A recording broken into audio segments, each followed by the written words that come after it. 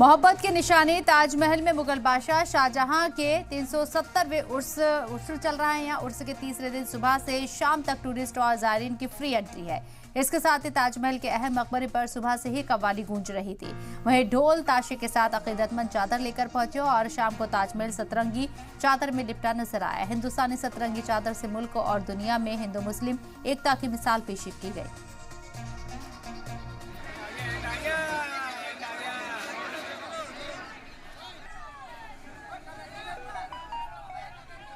शाम को 2 बजे आज चादर यहाँ से लेके जाऊंगा और जाने के बाद साउथ गेट से खोल के फिर ताजमहल के अंदर इसको शाहजहां बादशाह के मजार पर पेश करूंगा।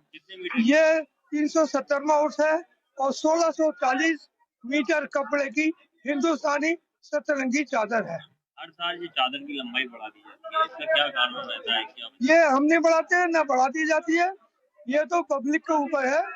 जो भी पब्लिक की आस्थाएं पूरी होती है, मन्नतें पूरी होती है, वो चादर लेके आते हैं कपड़ा, और वो कपड़ा हमसे चढ़वाते हैं, हम उसको चढ़ाते हैं।